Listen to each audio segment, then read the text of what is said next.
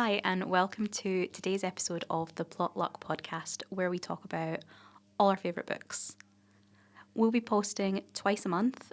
The first episode will be a spoiler-free version, where we just talk about the book in general and let you get a taste for it. In the second episode, we will talk about the book with full spoilers, and you have that fortnight in between to catch up with us. I'm Louise, and I have a YouTube channel over at Foxes and Fairy Tales. My favourite genres are fantasy, cosy mystery, and a dash of romance. And I'm Susan. You can find me most places at Does Susan Write? The answer is no, by the way. I read fairly similar genres to Louise, but I also do read quite a lot of non-fiction as well. If you don't already know, the premise of Plot Luck podcast is that Louise and I have fairly different tastes in our books, and when we do agree, it's not for the same reason. You can find all our links in the description. This episode, we're going to be discussing Bury Our Bones in the Midnight Soil, or as Louise likes to call it, Bobitmus. V.E. Schwab. The tagline for this book is, "This is a story about life, how it ends, and how it starts again."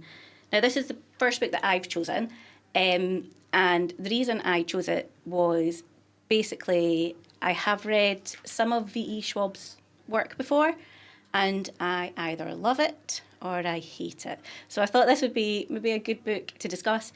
Something I didn't know when I chose it was how long it was. So this is our longest book so far. So far, yes. I think the longest of the 4 that we have picked for this first season. Mm-hmm. So, yes, I apologise, Louise. I don't have a problem with long books as long as I feel the story needs it and it needs that length to be fully fleshed out. So I didn't have a problem with picking a longer book, and we'll talk later on about whether we feel that the story fully utilises the amount of page count and words that it has.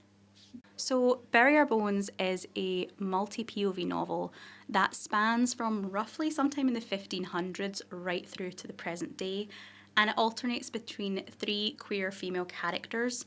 We have Maria, who is the one that takes us back to 15th century Spain, along with Lottie and Alice, who is a Scottish student currently studying in America.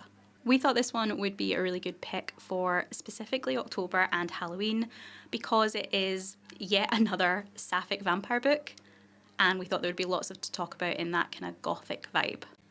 Before we dive into anything to do with the book, I thought maybe we could talk about the author first. V.E. Schwab also publishes under Victoria Schwab, and she is quite a prolific writer. She has, I think it's 26 published books, and she isn't 40 yet, so that is a pretty big achievement. She also has a podcast that she has been working on since 2023. It's called No Right Way. I didn't know this until I started doing a bit of research about her. And I did listen to one episode, so I feel I've been a wee bit cheeky. I listened to the episode and she talks about the book.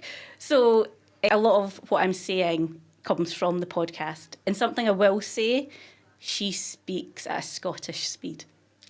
I didn't need to speed up the podcast. One times I was listening to it and I actually checked because I thought, oh, have I got this on speeded up? Nope, she speaks like a true Scot. She's gone native. She has gone native because she also lives in Edinburgh, which I think we'll talk a bit about later, maybe how Scotland influences our work. Probably the best known book that the author's written is The Invisible Life of Addie LaRue, which I think is her most mainstream book. It's also purely an adult book. I think a lot of her previous work were young adult, new adult, kind of crossover age, whereas Addie LaRue seems to be aimed at adults rather than aimed at young adults. I have read a few of her books before. The first book that I read was I think it's called Archived in the Dark Vault series, and that is a children's book. It's a trilogy apparently, but only 2 books have been published, and the last book was published in 2014. So we're still holding out for that final book. I actually really enjoyed that book. There was quite a lot in it, and it was quite different from anything that was around at the time, because obviously it was a decade ago.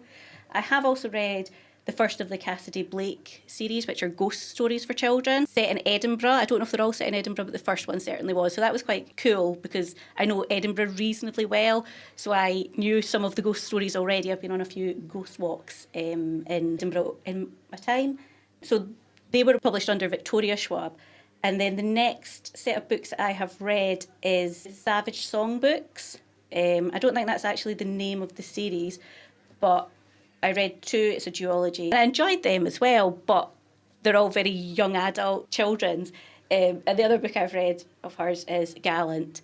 And I don't know if anybody wants to hear my opinions on that because it was tough going. So Louise, what's your experience with V.E. Schwab, Victoria Schwab? Well, I have also read a mix of her books. I think I pretty much counterbalance the ones you've read almost completely. I don't think I've read a single book that you have read, and I think all of the ones I've read you've not mentioned. Which is interesting because we have a very specific overlap in our reading.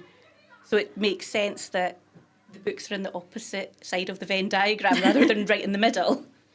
The books that I started with were the first two books in the Shades of Magic trilogy. I never actually got around to finishing that series or all of the spin-offs and graphic novels that she ended up doing for that universe. I then read Vicious, which again is the first in, I want to say it's a duology that's again been spun off into graphic novels. Again, read the first one, didn't continue the series. I've read her short story in the Because You Love to Hate Me anthology, and I read her debut novel, which was The Near Witch. When it got re-released in a shiny new hardback edition a couple of years ago, it was being promoted, and I read it then rather than when it first came out. I've also read Gallant. That's the one, the one that we overlap on. And how did you enjoy it?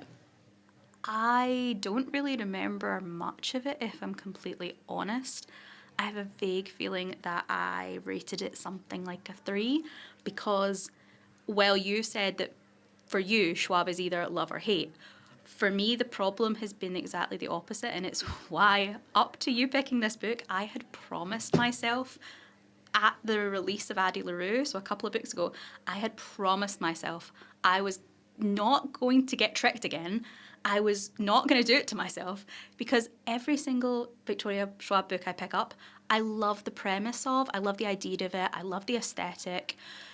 And then the book just falls exactly bang in the middle. It's average. I just don't think I click with her writing. The ideas, yes, but the writing itself, I just always kind of come in this middle grey murky area of neither loving it or hating it. And every time I hear one of her really good premises, I go, this is the one for me. I'm going to love it. And I try it and I'm just disappointed. So that was my rule until you picked this book for this episode. You're welcome. And so without remembering much about it, I'm fairly certain Gallant would have kind of came into that same murky swamp. So I'm going to interject here because we actually read Gallant at the same time. I don't know if you remember it. And you did not enjoy it. In fact, you might have not enjoyed it more than me at parts. You blocked it from your memory. That's a trauma response. I had got a NetGalley arc and it had been on my NetGalley for an indefinite amount of time past the review date. And when you had got a copy, we decided to buddy read it. And I think that was the one where I had told myself, this is why do I keep doing this to myself? Because I knew that I was probably going to feel that way about it, which is why I'd let it linger for so long. But again, it had such a cool premise. They were like, oh, it's like this secret garden, but gothic and magical. And I had high hopes, and they were once again cut down. Can I give a theory as to why I think that might be? Yeah, analyse me. I'm not analysing you as such, I'm analysing the books. When I was listening to the podcast episode earlier, basically, she wanted to be a poet. And a lot of that comes through in her writing, and it becomes quite apparent because at a very young age, she realised you couldn't make money being a poet. So she then turned her hand to writing novels. And she has quite an interesting way of writing the novels and planning them out and the structure and things. And I think sometimes it just doesn't work. And for a children's book, I had the most beautiful hardback copy. I don't know if I showed you it. It was stunning. And I wanted that sort of cosy vibes, get the blanket out, get the hot chocolate, read the book.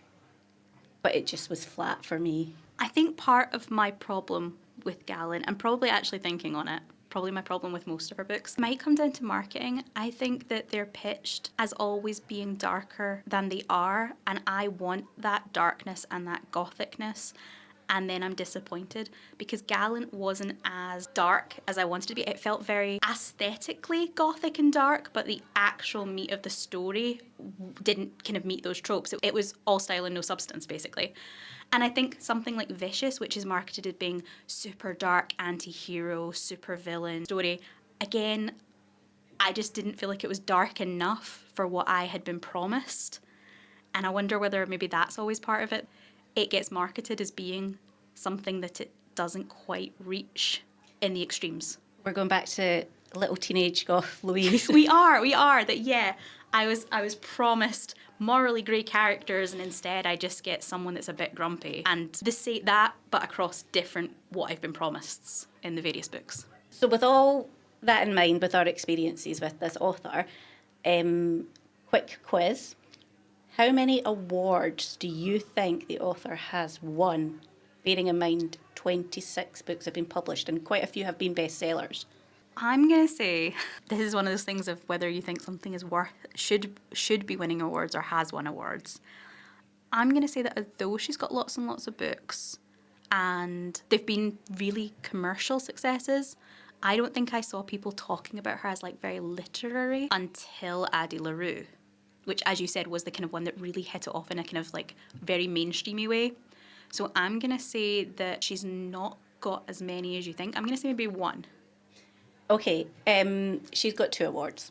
Well, I mean, I'm 50% right. Would you like to hear what they are? Yeah, what were they for? So in 2018 for Vengeful, which is... It's the second one in the Vicious duology where I didn't get to the second book. Okay. That won the Goodreads Sci-Fi Choice Award in 2018. And then in 2022, Gallant won the Goodreads Choice for Young Adult Fantasy and Sci-Fi, which I think is a bit strange because to me that was a children's book, not a young adult book. The character was 10 or something. She has had more nominations. Bram Stoker Award 2023 Young Adult for Gallant again. Oh, okay, I would maybe have thought Addie. Couple more nominations. Addie has a nomination in the Dragon Awards 2021 for fantasy, and in 2022 Gallant was also nominated for that. The British Fantasy Awards Extraordinary in 2022 was nominated, and then in 2021 Addie came 6th place in the Locus Sci-Fi Fantasy Horror category. So I was surprised because when I looked at awards, I was a bit surprised that Goodreads awards were like the only ones. Yeah, because not to be snobby about it, but I was waiting for you to say like it. not to be snobby about it, but like I kind of feel the Goodreads ones, even more so than any other awards, they are a popularity contest. You usually know that the books that sold the best are gonna win the awards purely because the books that sold the best are the books that most people read, and the books that most people read are the ones they're going to vote on. So it's a kind of, it's a Tumblr scale. Yeah, I think as well, sometimes when I vote in the Goodreads Awards, I haven't read any of the books in the category and I just take a guess at which one I've heard of. That was like a secret shame moment there. I'm sorry. I just skip over entire categories and go, I don't read these things, I don't know. But yeah, whereas like if it's the Hugos or the whatever other award categories that have judges, the judges, I say no. The judges are supposed to read all of the books and they're not necessarily basing it on sales and popularity, whereas I know Goodreads isn't, but there's a kind of knock-on effect. It's quite a mainstream award. Which kind of fits, I guess, with the fact of that Schwab she's very commercial, she's very popular. It makes sense that of the awards she's won, I say of when those are the two, but it makes sense that she would be winning popular awards. But I would have expected her to win some others as well.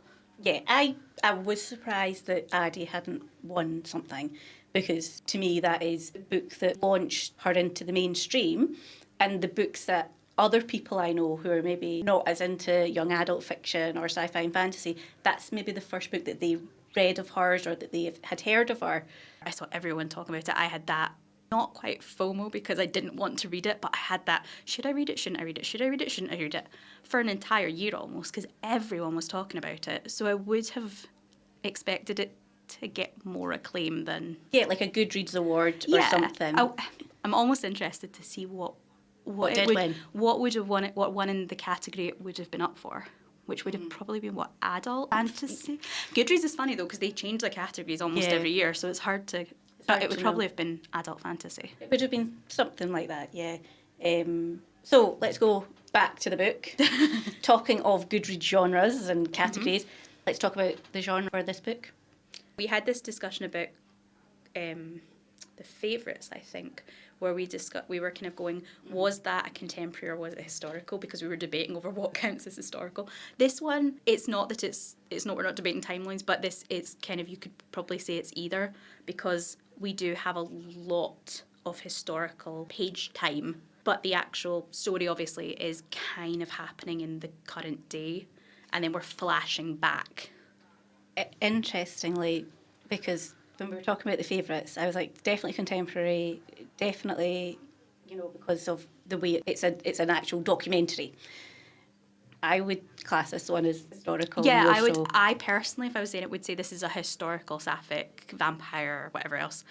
Even though we do have Alice's plotline is mostly entirely current day. Even her flashbacks are only taking us back a few years. Yeah. But I still overall feel like the book was a historical book rather than a current day book. Yeah, it feels like a historical book which had repercussions and concluded in modern times. Yeah. Yeah. So interestingly enough, Alice is the character, as we said, that she's the one they're all in the current day, but Alice is the one we are following in the current day. And she does have those brief flashbacks to her life before she came to America, her childhood, her rocky relationships in Scotland. And I thought that would be something that might be interesting for us to compare our thoughts on, because obviously Schwab is an American author, but she does live in Edinburgh, and I think she has for certainly as long as I've been following her as a writer, so we're talking at least maybe 10 years, if not more. Long enough to talk like a native. And I think it's interesting seeing her interpretation of Scotland compared to maybe other things where we've seen non-native perceptions of Scotland as a country. Yeah. What I will say, I didn't get angry at any point in how Scotland was represented. I wouldn't say I was angry. There were moments though that I did very much feel like they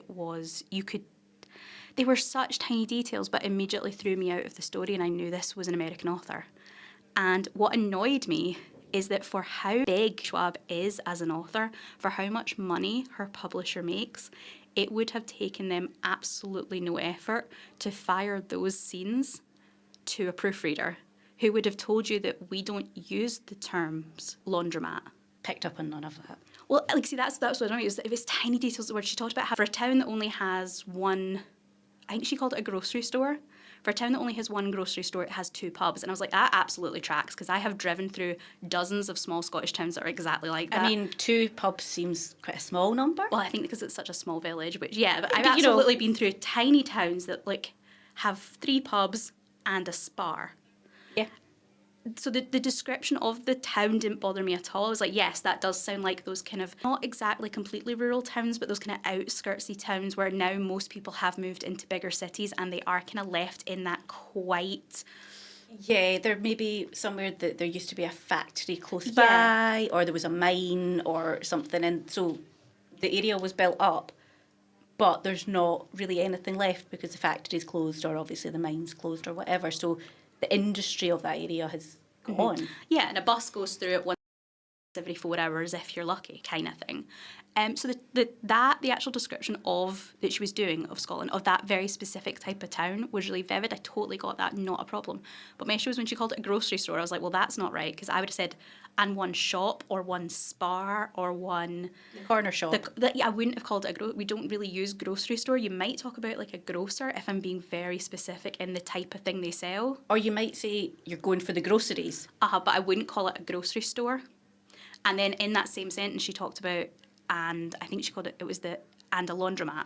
And I was like, well, we don't use the word laundromat. We would use a laundrette or a laundry. And it was such a tiny detail. It would have taken a proofreader just changing a word. Like, it was such a tiny nitpick. But immediately I went, well, that's not someone that lives here.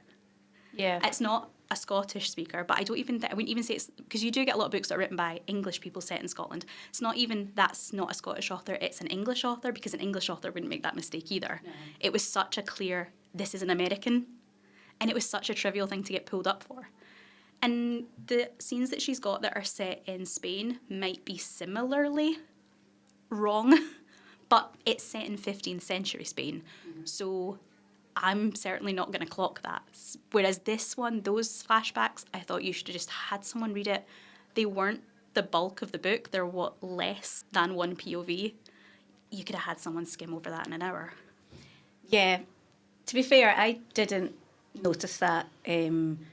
But something I did appreciate was the depictions of the teenage parties. Because the depiction was very familiar to me, so I feel like there maybe was some research done there. Although, what I would say is, when would the parties have been? Kind of the 2010s, mid-2010s? Set in 2019. Maybe. So, like, I feel like that's the kind of parties I would have gone to 10 years earlier. So I feel like they were very kind of 90s, which might still be, in the 2010s, it might still have been happening. But by then there were phones and things. This felt a lot older than that. I thought it was... Yeah, like, to me it felt like the 90s. And it felt like what I lived. And so I resonated with that, which is maybe why I didn't pick up the small American sort of words, because I could resonate with the picture in front of me. Mm-hmm. And that didn't take me out of it. I obviously just skimmed past that. What I did like about it as a representation of Scotland, bringing it around to a kind of more general kind of talk about the things we see set here, it doesn't over-romanticise it, which I did like. You tend to find that any media set in Scotland is one of two things. It is either a drug den in Glasgow city centre, everything's grey and everyone hates each other, everyone's angry, and it's, gritty crime drama. Or we're set in the mythical fields with the fairies floating and running through rolling green hills and potentially running into kilted Highlanders with, inexplicably, this kind of almost magical quality, even in contemporary, or historical or contemporary, but real world settings. There's almost a kind of Celtic magic woven through it where everything's so romanticised, the men are manly, but not in a weird way. Yeah, I hear that, and I think as well, I agree with that. And I wonder how much of this romantic version comes from this sort of, you hear it all the time, people who are American are like, oh, I'm Scotch, I'm Irish, because I think Ireland suffers with the same romanticisation. So I think it is that because they feel attached, their roots are in Scotland and they are special, therefore Scotland must be magical and special because it's brought them to who they are today. Because I know I'm making really sweeping generalisations here, but as a culture, American people tend to believe in themselves a bit more. There's definitely a combination of Scotland, Ireland, and I would say to an extent Wales, that kind of the Celtic cultures, and a blending of modern day countries with that kind of mythology and these kind of, fairies and things, because I guess so much of fantasy as a genre still to this day comes from very Celtic archetypes. I'm thinking back to things like Tolkien. So much of what the fantasy genre is very based on Celtic mythology. And I wonder if that plays a part in then kind of almost like backtracking, that then Celtic mythology becomes woven into what we see as being Scotland, Ireland, Wales. Whereas maybe as fantasy as a genre gradually becomes more diverse, we'll stop making that connection between the two as those archetypes shift slightly. Yeah, because I think there are cultures and countries all around the world that have equally as fascinating myths and folk tales. Mm-hmm. It's just that they're not as well known. Yeah, and those tropes have become what we consider like the standards in fantasy, because so much of it apes off earlier classic fantasy books, but the canon is old white men writing about their take on the heroes of usually Celtic or Arthurian myth. Yeah, So more diversity in our fantasy is what we're asking for. Yeah. Let's take away from the magic of the Scottish Highlands and let's find out about other countries and cultures and have that baked into our fantasy. Yeah. I think one thing I'd just like to say as well, I think Scotland does work quite well for fantasy horror stories because it's so blinking dark here in the winter. Yeah, I mean, we're getting there. Yeah, we're 3/4 of the way through the year. Yeah, and I would say it's dark by 6 o'clock in the evening, especially in the darkest parts of winter. I've had times where I've went into work, it's been dark, worked a full day, came out of the building, and it's still dark. And you've had that kind of pit pony feel for a good kind of 2 to 3 months of the year.